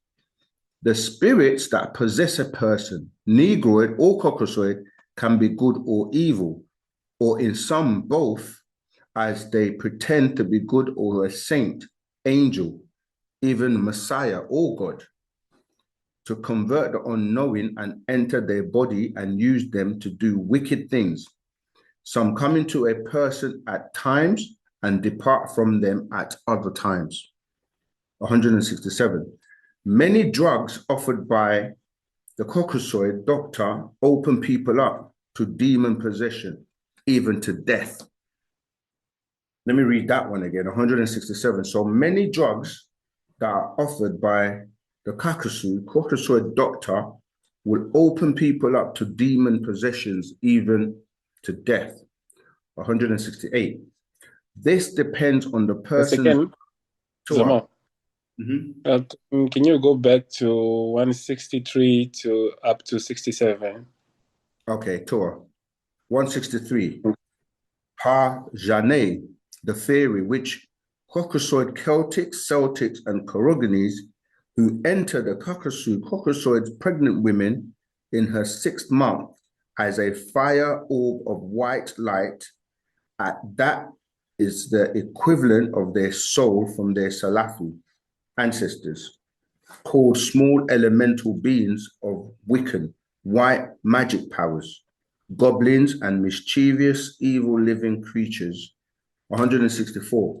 These are the white orbs many see as ghosts, seeking the dead. They're Janeu fairies. 165. They are evil and can be exorcised from the female Caucasoids who have not given over to Wiccan's religions. That's to 164. 66. The spirits that possess a person, that could be a Negroid or Caucasoid, can be good or evil, or in some both, as they pretend to be good, or a saint, angel, even a Messiah or God, to convert the unknowing and enter their body and use them to do wicked things. Some come into a person at times and depart from them at other times. This is why we say, like, you call them walk-ins. You know, that these spirit beings can walk into your personage and utilize you and walk out. And some can stay with you for a long period and then depart once they've completed their mission. So let's keep going. I was on 167. Many drugs offered by the Kokosoy doctor open people up to demon possession, even to death. 168. This depends on the person's blood, the person's food, the person's sounds, music, voices, the person's lights, TV, cinemas, and looking at evil people projecting their light image into your life, and so much more. 169. You have to protect your being from them, pretending to be human beings. They're not. 170. They are evil, weak, and wicked, and only seek your divine soul, your Ba'ah soul. 171. And the seed from which the child sprang is a major factor in determining her or his pattern of life. 172. And the amount of different men the female exchanged body fluids with before this child's birth. 173. And the amount of abortions for those children aborted stay with the mother, and many entered her womb and become another child. Let me read that one again. 173. And the amount of abortions for those children aborted stay with the mother, and many enter her womb and become another child. 174. Also, mixed parents may affect the child because of the 29 ancestors of the mother and 29 ancestors of the father and their own inner voices or spirits. 175. Spirits will most likely take a liking to the person with a nature most relative to their own. 176. If they were a drunk, they will try and make you a drinker. The same with lustful. They will make you a sex addict or whatever they like. 177. They will or may also wish to torment someone's mind, and outsiders think the person is crazy or depression and even dangerous. 178. A spirit can give fake impressions or true ones. 179. This depends upon the nature of the spirits possessing the person. 180. All Janatal theories that enter at the 6th month are wicked forces and should be cast out of a person before age 9. 181. Therefore, in addition to protecting yourself, protect your children, protect your womb. 182. Know who and what you kiss. A kiss is a genetic kiss.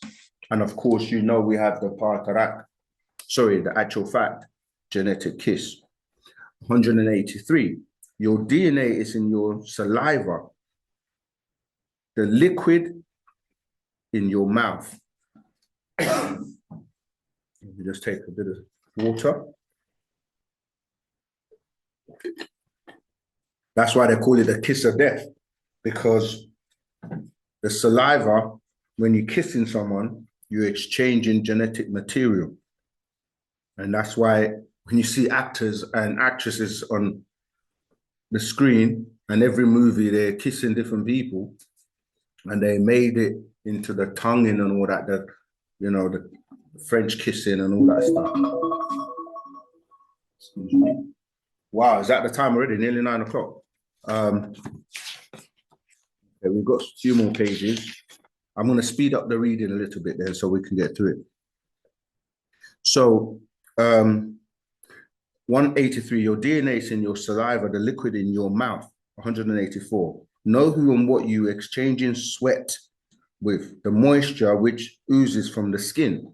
185. Know who and what you are exchanging genital body fluids with. 186. Once in your system, their Salafu ancestors can take over your own ancestors. 187. They can pass on to you their family diseases, both physical and mental. 188.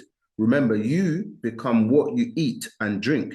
189. And remember, you must welcome evil into your life. 190. Your body and have the power to prevent being overtaken by others if you're in contact with your own Salafu ancestors. They will come forth and protect you if you reach out and ask them. That is our way as Africans. 191. It's called animism. And you're called an animist. Contact with our Salafu ancestors, respect them, stay in touch with them. They will protect you as Ka'au, spirits. 192. Spirits or Parafu, ghost, just as physical living people have rules, limits, restriction of their own, and those rules are binding by nature. So in the spirit world, they have rules that they operate under, just like we have in the physical world. All right. And they're binded by them. 193, much like the watch and the electric light or incandescent glowing light or artificial light produced by glowing filament incandescence.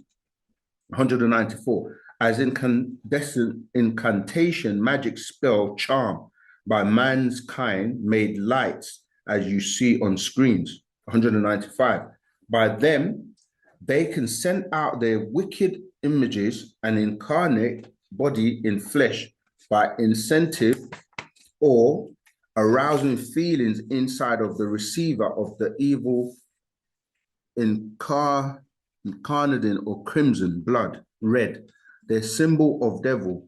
So by their rules of spirit, if you accept them, they can enter your being and rule your emotions, being they don't have a soul of their own. 196, remember this, the living Celtics serve their dead and they need you to trust them, to believe in them, to accept their images, their teachings, religions, legend, fictions. They will fade if you don't accept all they offer or give life to the image of them, the beast. 192. And when you trust them in any way, they offer your soul to their dead and demon extraterrestrials they call their gods. 198. So spirits have rules, since spirits are in fact conscious gas forces, as fluorescent light is created from trapped gas or neon atmospheric passing an electric current through a tube containing neon. 199. So you have many forms of light and fire. We have a actual fact called the God of light and fire. 200. And spirit appears as a form of conscious gas forces by their orbs, cloven tongues of fire or light, fire or apparitions, mist and vapor. 201. They can enter a person at will and leave at will. 202.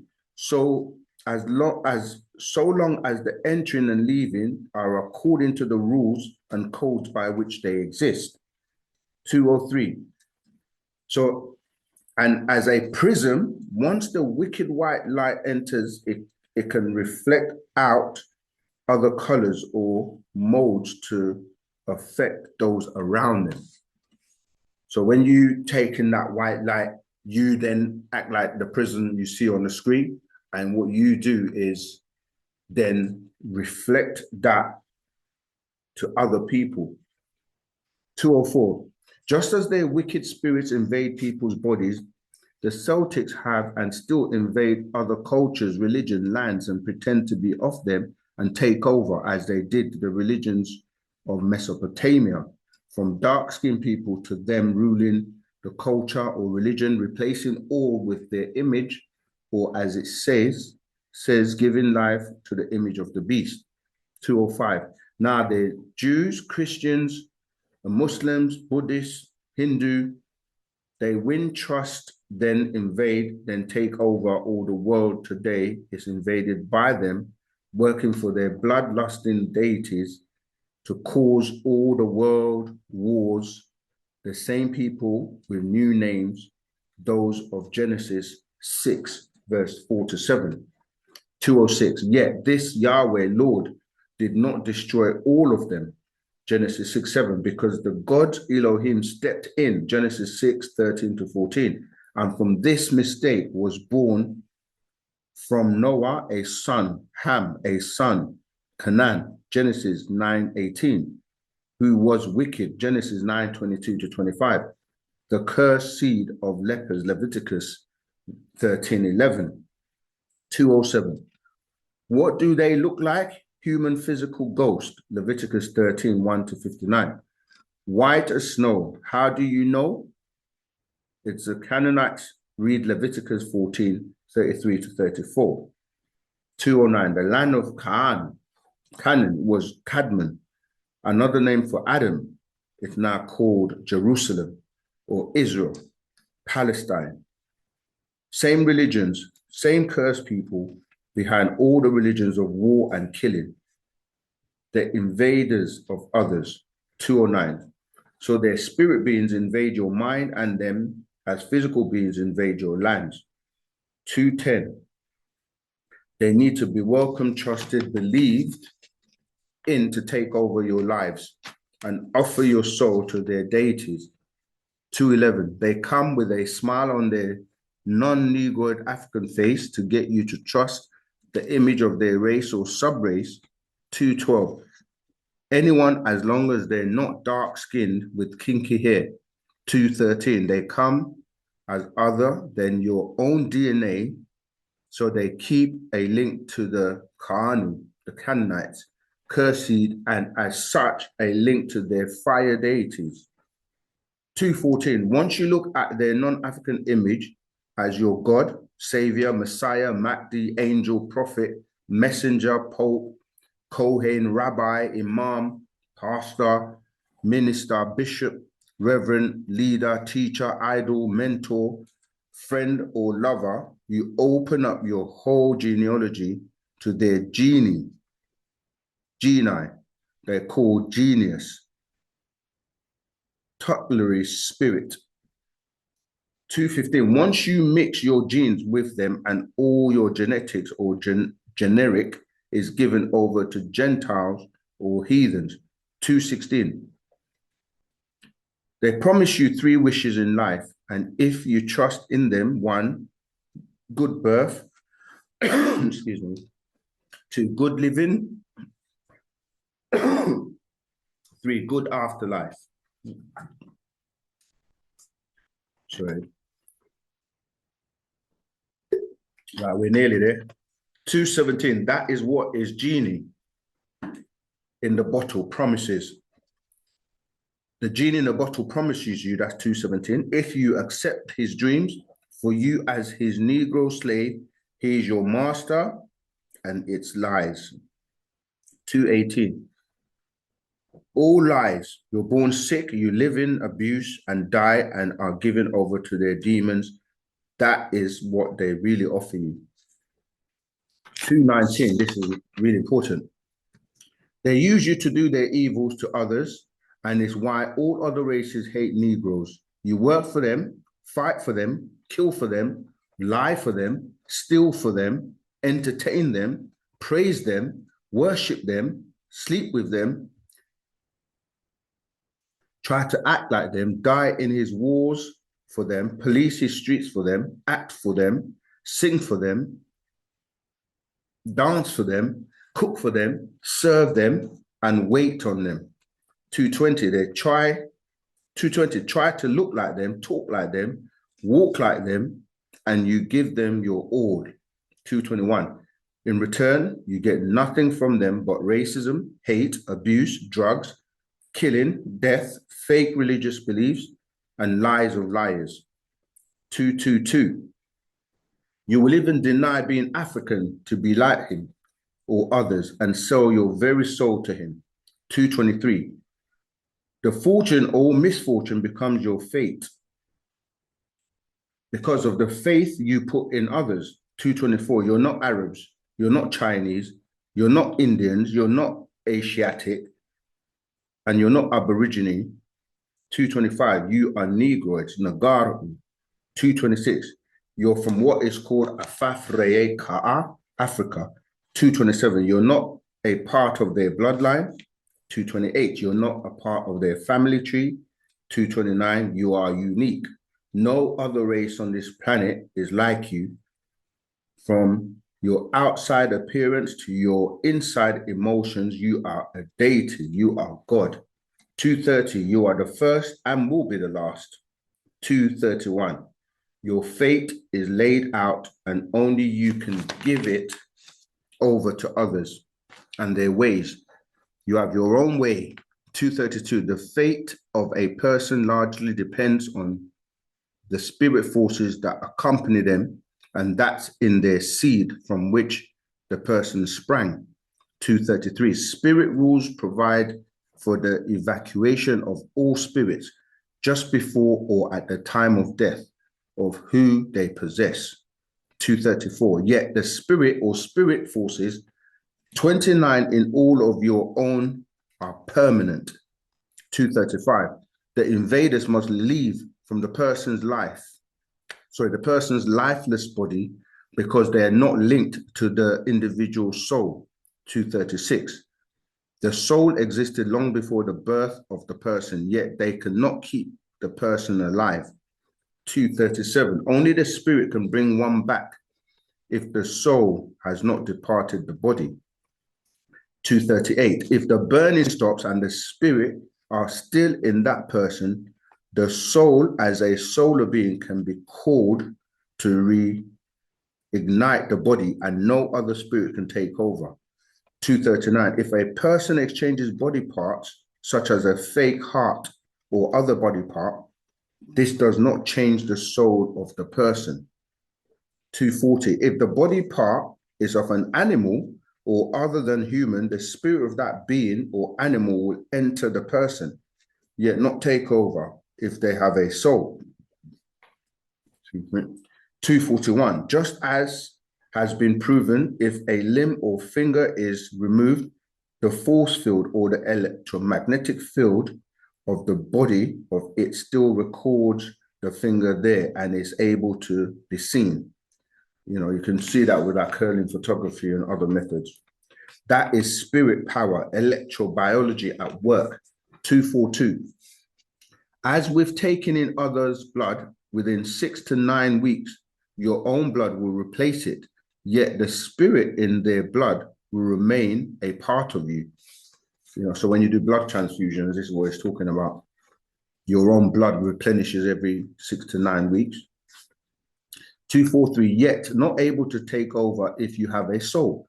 244, a person can live without a soul, as all animals do, yet not without a spirit, which all animals have. 245, kakasukokos do not have a soul because they are bred from animals. 246, the spirit fire is the burning, the life. 247, the burning is what's keeping the person physically alive, and the light from the burning is transmitted to the brain and is what keeps the person or animal conscious. 248, souls are not one's spirit or life. 249, yet may be the factor that determines what course that person's life will take and the length of their life. 250, soul. On the contrary, souls are not a person's life. The burning or body heat proves this. 251, yet people live by spirit and nature. The physical life of all visible, yet soul is working with the invisible you. 252, the Ba'a, soul, is the invisible source of life outside of nature, because at physical death of a person, the soul possessing that person must transmigrate to another state or pass on to one of the person's blood seed to keep subsisting for the family's bloodline. It's called eternal life. That is by the soul. 253, eternal life or living forever for a person or race is continuous procreation, perpetual reproduction, birth of that person's family or kin. 254, this Y Caucasoids will rate or mix with the Nadu race of Africans to sustain his own existence.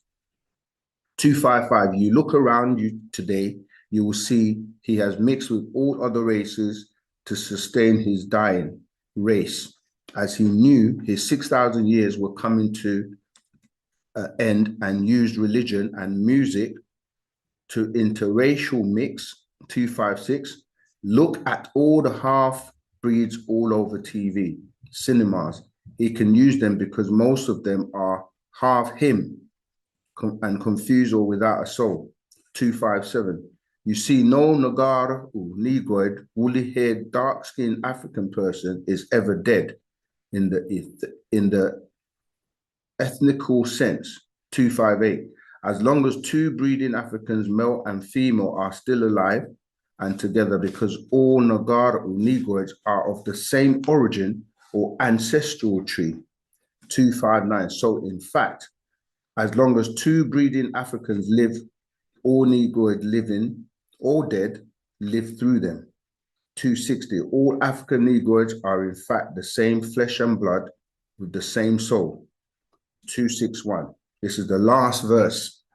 Your ancestors, Parnatharu, are linked to you by your own flesh and blood, parents, and your spirit, yet mostly by your soul.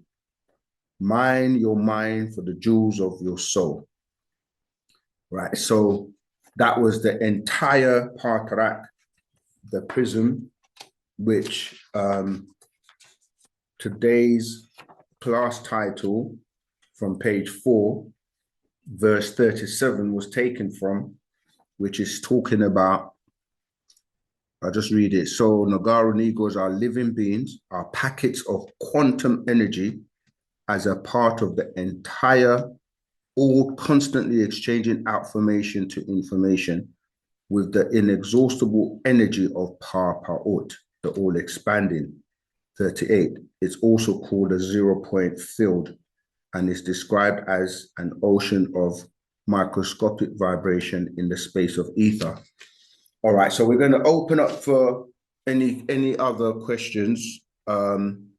But I hope that has made it clear how much power you have when you're dealing with, when we say affirmation into information, we're talking about, you know, being able to receive from outside in, and outside is where they're, you know, trying to figure out what is outside, and that is this ether that everything is within, you know. So you have the power to manifest anything by way of your soul, and that soul is what reacts with nature and connects you to every other soul being.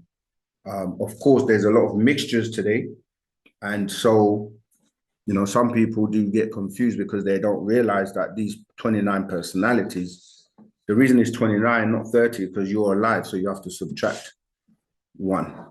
But yeah, let's have a look at the chat. If anyone's got any questions about what we've covered today or anything else, feel free to raise your hand or open your mic and speak. Okay, I don't see. What does Antak Athir Afwa? Oh, that means you're welcome. So people say some like, thank you, and people say you're welcome. That's what Antak Athir Afwa means, all right? You're welcome. Oh yeah, someone's answered it anyway, to Mel. Yeah, because Antak is male. And Tat will be female, all right? Cool, right, yes. Wu-Sabat is so beautiful. Sometimes all you've got to do is just read it, you know, because we're constantly being bombarded with questions, and snippets.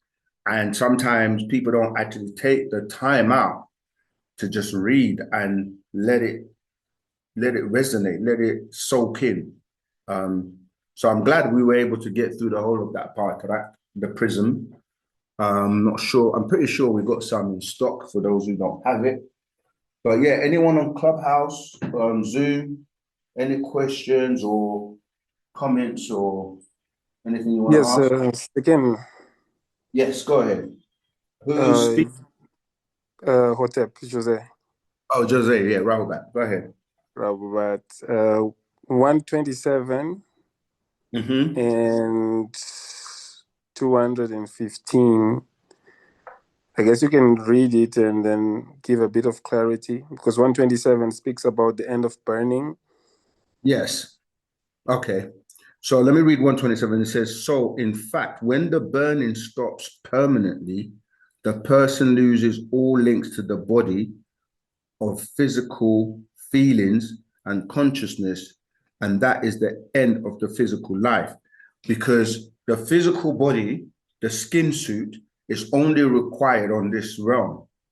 This is why even when you're dreaming and you try to run in the dream, you find it's different, because even though you're calling it a dream, you may just be traveling in the spirit world or in another realm, which doesn't require the physical body. So the master teacher, Partner Yanun, is explaining here that the burning is what keeps you alive in the 3D or the third dimension or this physical realm. So he's saying that, in fact, when the burning stops, that's when this physical body is taking in oxygen and burning that gas and giving out carbon dioxide, because carbon C6 on the elemental chart is dealing with burning. And you have a live sun, the solar plexus within you, that is giving you this burning. The burning is constantly burning this oxygen. He's saying that when that burning stops, because you even realize when he said breathe on your hand, when you go, you feel the heat. And they don't really teach you what that heat is. And that's because the solar plexus is a living sun within you. This is why when you that burning stops, your body starts to get cold. They call it rigor mortis, where you get stiff, you're no longer able to move, and your body's cold. It's also what explains what you call spontaneous combustion, right? Spontaneous means it just happens. Combustion obviously is dealing with like an explosion, because people, in life will just blow up into flames. And for a long time, people didn't understand what was going on, is because the acids, or in your body, if you ignite it, you can actually literally burn. And you find this in a lot of Hindu practices where this tends to happen. Just research, spontaneous combustion, you'll find out that's because of that burning, that real live fire that is within you. So just to read that verse again. So in fact, when the burning stops permanently, the person loses all links to the body of the physical feelings and consciousness, and that is the end of the physical life. So the physical suit, the body suit, is not required when you go to the next realms, because the rules are different. What was the other verse, Zamal? 215, the mixing. 115, yeah? 215. Oh, 215. All right, so 215 is talking about, there we go. 215, once you mix your genes with them, and all your genetics or generic is given over to Gentiles or heathens. Yeah, so I mean, that kind of sounds out of context. You'll have to read 214 first. So it's telling you that once you look at a non-African image as your God, like, a lot of people in religions, they will worship and pray to or look at images of like the blonde hair, 6 ether Jesus, and you look at images as your God, your savior, a Messiah or a Mahdi, angel, prophet, messenger, or Pope. On the news lately, you see the Pope's been going hospital and everybody's worried about him. You're not making it. But he's supposed to be the, God's right hand man. He's like, you have to ask. This is what Wu-Sabat. We ask these questions like, where is God when he's getting sick and all of that? Why is he even getting sick? But it says like Pope, Cohen, Rabbi, Imam, Pastor, Minister, Bishop, Reverend, Leader, Teacher, Idol, Mentor, Friend, or Lover. You open up your whole genealogy to their genie, right? They're called genius and Totally spirit. Then it goes on to your verse. Once you mix your genes with them, and all your genetics or generic is given over to Gentiles or heathens. So it's important that you give reverence. And the thing is, by teaching you about yourself, know about yourself, know about your ancestors, to love yourself, care about yourself, it's not teaching you to hate anybody else. We don't deal with hate. It's not racism, it's right racism, if you want to use that term, because every race should or loves their own race first, if they're being honest. And so when you're looking and giving your energy and your eyes, remember we said our solar panels, you're dealing with light and sound. When you're giving that to someone else, then you're kind of like you're literally your genetics, your genes, everything is given to somebody else. So that's what it's explaining, that once you mix your genes with them, your genetics and your generic is given over to someone less than yourself, then it's going to affect you more negatively than positively. All right. I hope that helps. If not, ask until we clarify everything. I have a question. Sorry, who's that, please? I'm on Zoom. Okay, go ahead. I got some on Clubhouse as well. What's your name? And this is Delilah. Greetings. Okay, I see you now. Dr. Jude. Greetings. Okay, this is a totally different question from the Leviathan book. Okay. Mm-hmm. The question is on page 240, where let me just grab the Leviathan book. Which one? Part one or two? Part one, the red one. Yeah, got it. Go ahead on page. Okay, on page 240, I apologize, 249. Okay, 249. Mm-hmm. I see where the Enos and his descendants were now mortal beings who no longer had direct contact with the Anunnaki, Elohim, God, judges, and angels. And at this point, they were no longer able to call on the Anunnaki, Elohim, angels, but Yahuwah. So my question is, well, it was a light bulb just popped on once I realized that when they no longer had contact with the Anunnaki, this is then where the spell was first put on. Is that correct? Okay. So because the word Enos means mortal being and also means forgetful. But go ahead. Okay, so it also says here near the end where their contact at this point is where Jesus came on the scene. Is that correct? Well, he was their contact. Well, it was Tammuz, because if you read on, it says that these Enocytes were appointed one deity named Tammuz.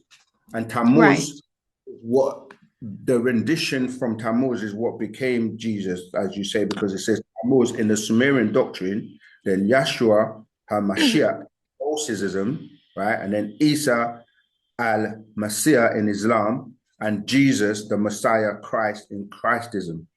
You see, so that's where they grafted those names from Tammuz, because Tammuz is dealing with the Anunnaki, and that's who was then appointed when they no longer had access. Yes. Okay, so having been bred a Christian all of my Yeah. life, as far as back as I can remember. Mhm. So that helps me to understand that after the flood happened, and had happened, their next contact, because of the disobedience, their next contact to source was the Messiah, Jesus, as a Christian that I understand. Now, Yes. prior to that, I saw where this is where the pituitary gland was disconnected. Is that basically what happened? Is that the disconnect there because of the disobedience? Um, yes, but it was more to do with the grafting because remember that the biblical stories and the Quranic stories are taken from the Sumerian stories. Okay, So all it is that when they're talking about, how these beings were now no longer able to contact the Anunnaki, which is translated in the Bible as the Elohim, that they were only appointed one being who will now be responsible for them, being Tammuz. So, yes, in the sense that they were cut off now and they didn't have their barythroid gland anymore to be able to access whoever they needed or whoever they wanted or have that knowledge, at will. It became something that it's only done by mistake or like you have to go through somebody. And that's where that whole story of Jesus being, you hear the quote a lot in Christianity where they say, no one gets to the Father but by me. right. And then people misinterpret that to say that means you've got to go through Jesus. But what he was saying is that his example, like if you live according to, the way you're supposed to live, and you would then, be living but obviously this is religious dogma, but we're saying in the same way where we say, if you live in the image of the beast, you're cut off. Whereas if you live in the image of your ancestors or the Parnatharu and behave and, do the things that they're teaching you, then you will have access to that eternal life that will give you back that soul or reconnect or activate your soul, which you have. But if you don't, then you're literally the walking dead because you're not able to connect. And your soul is what gives you eternal life. Okay, one other half of that.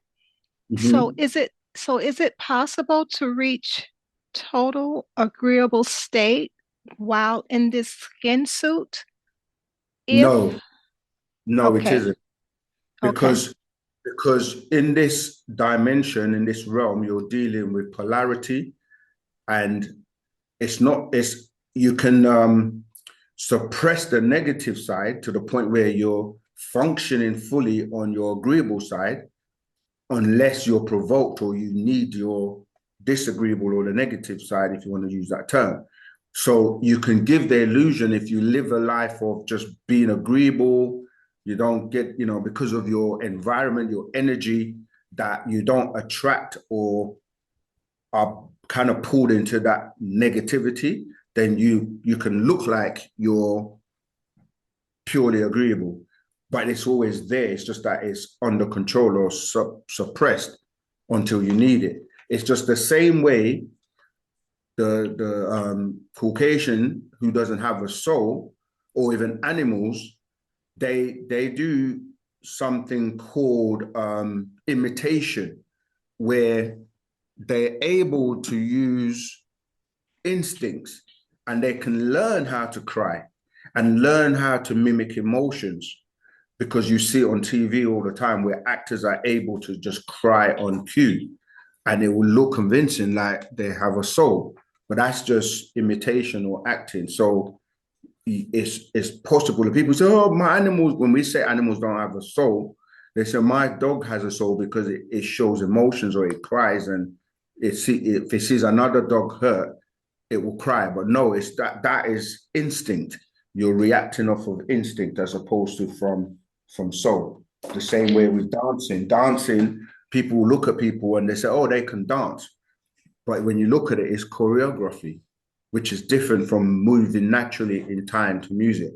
And if you ever watch the rallies with Donald Trump or Elon Musk or any of these guys, when they try to dance, you see how funny it is. That shows you that because they're not dancing with choreography, they're just doing some type of Yes. Yes. you look at it, you're like, that doesn't show that, you got soul. But go ahead. I don't want to digress too much. Okay.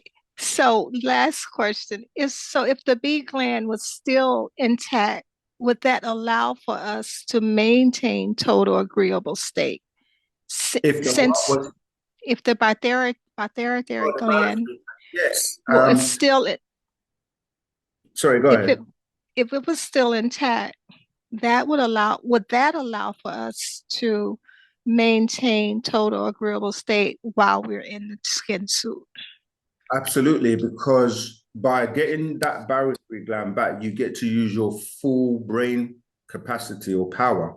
And this is the state of Parnatharu. This is why when you read their description, in fact, we've got a video coming out on the extraterrestrials where it tells you that when you've elevated to that point of intelligence, they would rather you shoot them,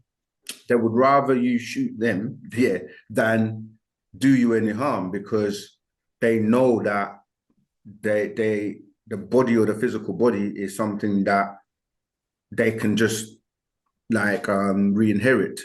They don't fear death. Death is a disease that they've actually conquered.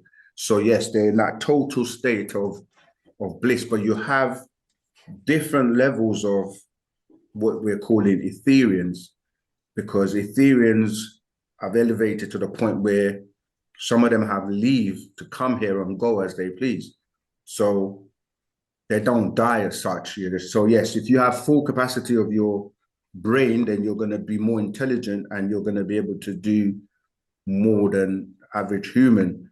They show you this in the movie called Lucy, where eventually she starts to use the full capacity of her brain. But yeah, that's why the update that I read at the beginning of class is talking about this is what people are working to be able to receive and get the reinsertion of their barotheric gland back. But you have to be worthy to receive that. Okay, Thank you so much. Thank you so much. I do appreciate listening and watching. Thank you. Thank you. Okay, we've come to the end of class, so unless someone else has got a burning question that they have to ask, we're going to bring everything to a close now. Going once, twice. I knew that was going to happen. Rahubat, Terry, go ahead. Yes, I think there was a question in the chat I saw. Someone was asking about if the mixed children have a soul. Yes, they do. Okay, so it depends on your, okay, somebody, yeah. My brother Usia Car Reyes on the chat, he's answered the question. But yeah, every situation is different. And this is why we can't be judgmental to say, we obviously read what Parna Babyanun writes, but we can't be judgmental and look at and go, you don't have a soul, or you're going to hell, or you're evil, or you can only really focus on yourself and the beings that are in that position, Parnatharu, they're the ones that are, going to be in this position of what you might call judgment, by way of everyone is different. So, we can't point fingers at anybody, to be honest. Because I mean, who are you to say who has a soul and who doesn't have a soul?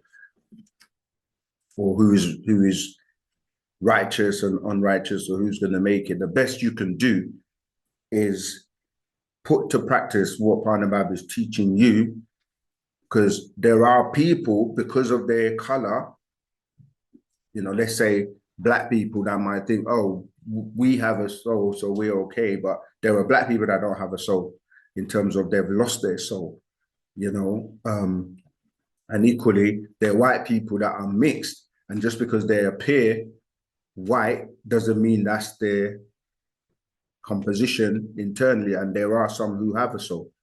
So, you know, we can't be judgmental, but of course, when we read the scrolls and read the words of the master teacher, we read them as they are, because that's what he's saying. But ultimately, you know, the Paramattara or the judge. All right, I'm being beckoned by my family. I want to go home. They've been here all day, so we're going to have to end class. Now, remember, you can always continue asking questions in our Telegram group, and we would love and ask you to share and get more people, you know, to join our Telegram group and to watch and share our videos. I have a question. Okay, who is that? This is the last question. Go ahead. Yeah, this NY. Are you on Clubhouse? Clubhouse? All right, sorry, go ahead. Yeah. So my question is, I'm from Ghana. I live in Ghana now. Mm-hmm. And also, I want to know the telepathy, the term telepathy, how one can talk to his brother without using words. Yes, I mean, this is part of what we were discussing with the last question about losing your barothry gland, because one of the higher senses is telepathy. This is the ability to communicate mind to mind without any wires. It's something that, because when the gland was removed, it was surgically removed in a way that there were nerve endings left. So you still have the ability, but not fully. And you're able to do it by practicing and by becoming more in tune with nature. Because really, the acronym from that word is also a telephone to the Pathites. So you're saying telepathy, but you're really saying the Pathites, a telephone to the Pathites. This is why you can think of somebody, or when you're around somebody and you guys are vibrating on the same resonance frequency, you start to be so in tune with each other that you can think of them and literally communicate with them and say, call me, and your phone will ring, they will ring you. And I do this with people around me all the time, and they do the same. But, okay, so that has anything to do with the dreams, because I dream a lot and I see everything in my dreams happening sometimes. I mean, not always, but most of the times I see these dreams coming. Right. I mean, like, again, yeah, because of time, I'm going to have to keep it short. With dreams, the dreams are personal to you, and we don't really try to get too much involved in it, trying to like explain or tell you your dreams. But dreams is slightly different because that's more time travel, meaning you're traveling to dimensionally, or you're going to different realms and experiencing things, and then you come back to this timeline or this zone, and then, like the master teacher explains, you can travel back and forward in what you call time, and then come back to now, and then relay or remember what you experienced when you traveled outside of your, you know, your physical body. So dreams are more, or visions and things like that, are more to do with you traveling without your physical body, or astral projecting, or, do you know what I mean, going to other realms. So that's why you can remember what you dreamt about. But yeah, I'm going to have to leave it there because we have actually overrun and we have to close to get out of here. But I want to thank everybody. Is there any event coming on somehow? Yes, there is. Stay in tune in the groups, because the posters and flyers will be posted. But it's in March, I think the 9th. Yeah, but yeah, there is an event. Is that Assam? Two. Yes. Stay in tune in the groups, and we will post any flyers for the event. All right. But there is one in March, I think is the 9th. And Takatir Afwa. All right, family. Moisa, Wadu. And until the next class, next week, same time, same place. Ashok.